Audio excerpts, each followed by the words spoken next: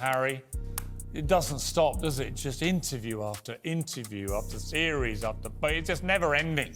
Anyways, venomous memoir Spare, or Spare Me as I've renamed it, finally hit the shelves today.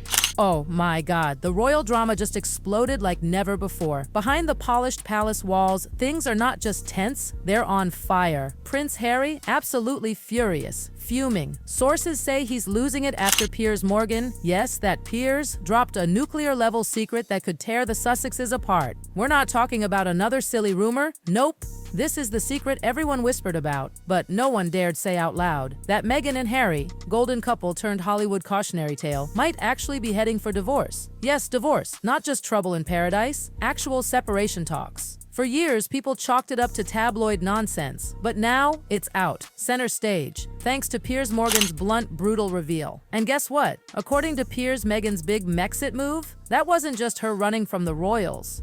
Multiple TV interviews, there aren't many surprises left for viewers, but the reviews are in, and they're not great for poor Harry. Woke Bible The Guardian savages it as a flawed attempt to reclaim the narrative, which deals in the tropes of tabloid storytelling. It was her first move, a cold, calculated first step in a bigger plan, to ditch Harry himself. Can you imagine all those royal tell-alls, interviews, and documentaries? They might have just been cover for a slow escape plan. And now, as their once sparkly public image is cracking like glass, people are watching, waiting, wondering if this is the beginning of the end. Piers didn't sugarcoat it. On live television, he basically said what everyone's been afraid to admit. There's more crumbling behind the walls of the Montecito mansion than anyone dares admit.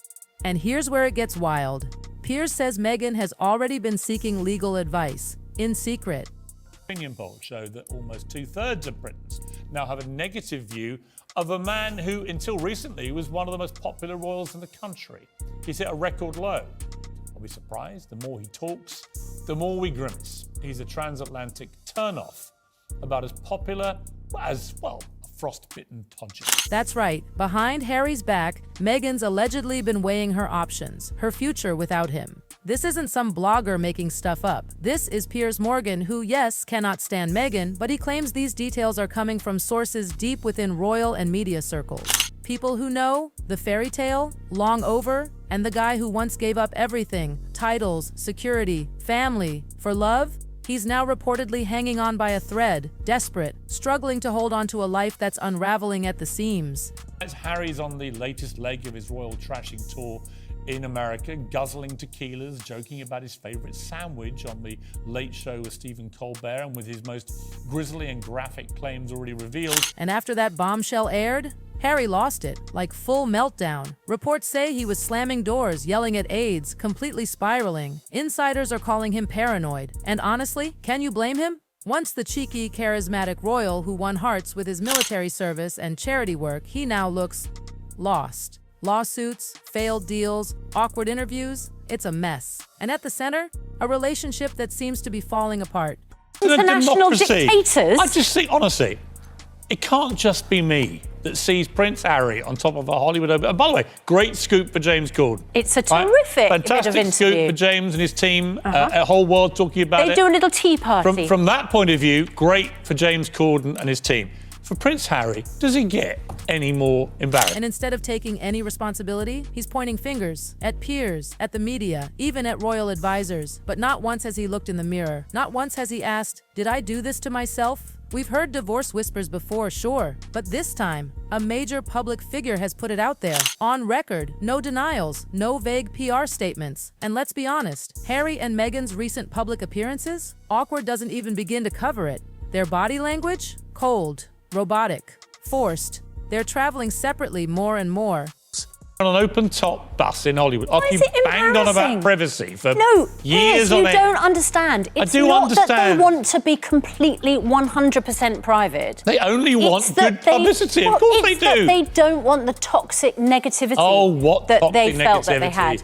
Honestly, I don't think anyone's ever had better press coverage than these two. Doing their own public projects. There's barely any warmth between them anymore. And it's not just some bad week. They've been emotionally distant for over a year now. Sources in the entertainment world say Meghan's already planning her solo comeback, a revival. She might go back to acting. She's expanding her podcast game. She's aligning with women's empowerment groups. And her inner circle? They're cheering her on, pushing her to break away, be independent, be free.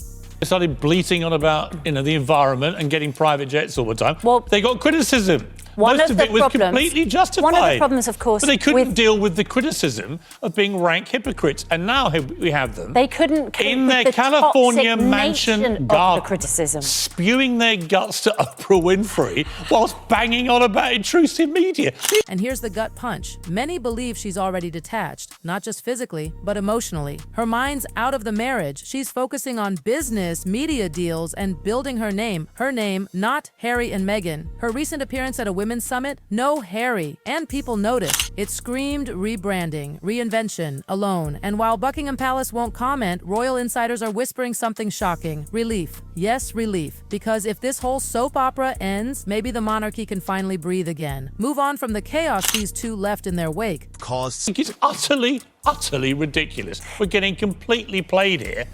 But if you want to keep defending it and say, as a journalist, do you feel comfortable with people who only want positive coverage? No, I'm being sympathetic when they say that they are getting nasty, horrible comments, toxic publicity, that it is endlessly... The Queen's death brought global attention, but it also cracked open the foundation Harry and Meghan had already weakened. Now, King Charles, he's reportedly feeling vindicated. As public opinion shifts, people are starting to see what Charles and other senior royals saw long ago. This was always going to end badly. A split might be the only way to stop the bleeding. What started out as Harry trying to protect his family, it's now turned into a personal identity crisis, one that's unraveling in front of the whole world. He's lost his royal role, his protections, and maybe even his partner. Cut off. Ridiculous. Yeah, but and now they're doing open-top bus tours whilst bleating about privacy. Then they're going on Oprah Winfrey. Bleating. Can you see that they might have a problem? No, with because the way until that the wedding, covered? I don't think anyone's ever had better coverage than they got. And they've conveniently forgotten all that,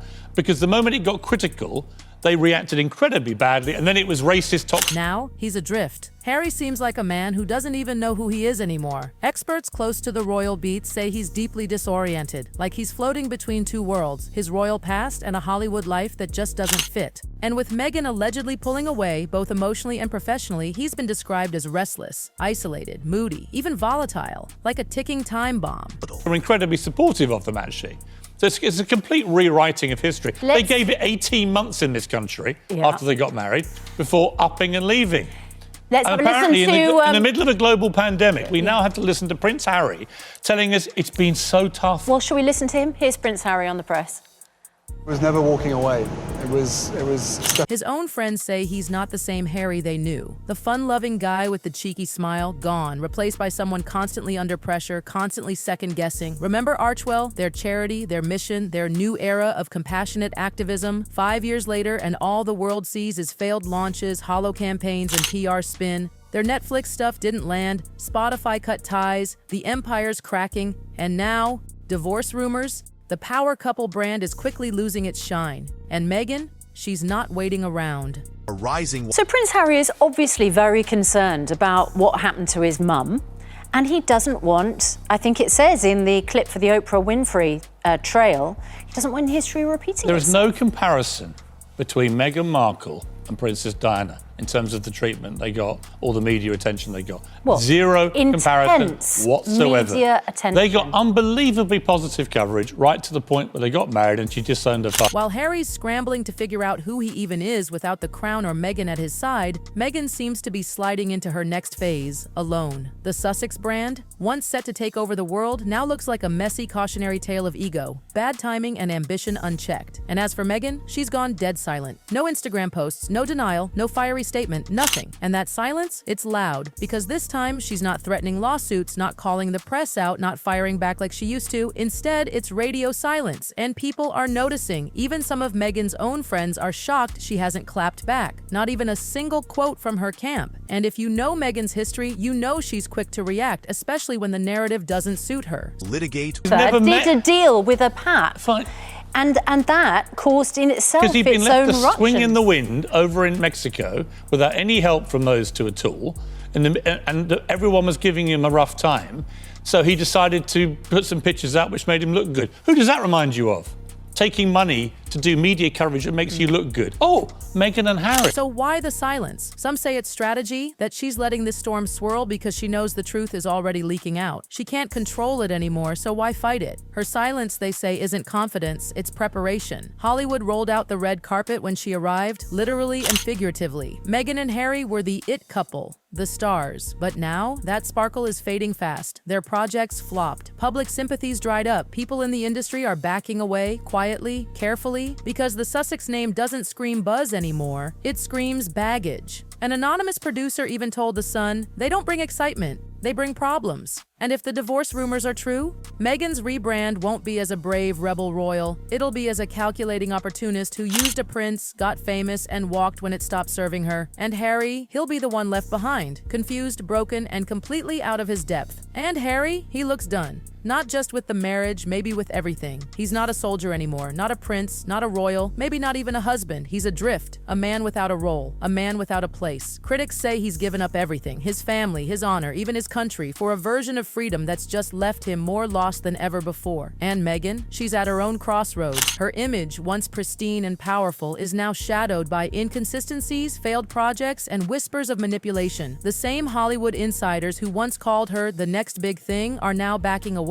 Not because of drama, but because she's become a liability, a risk, a story people want to avoid, not tell. And that begs the question everyone's asking now. Was it ever really love? Or was it leverage? Was it passion? Or PR? Piers Morgan's bombshell wasn't just a media moment. It was a brutal, uncomfortable mirror. A mirror that reflects a couple who tried to rewrite the royal script and ended up the tragic heroes of their own unraveling. We all bought into the fairy tale at first, but fairy tales fade, especially when built on shaky ground, and this one, it's crumbling. They thought they were rewriting history, but now they might just be the royal family's biggest cautionary tale. No titles, no trust, no togetherness, just broken dreams, broken reputations, and a spotlight that now shows everything they wanted to keep hidden. So what happens next? Well, that's the real cliffhanger, but let's be honest, we're not looking for a happy ending anymore. We're just waiting for the final chapter. Because the Megxit honeymoon is over. The world isn't clapping. The media isn't bowing. The fairy dust,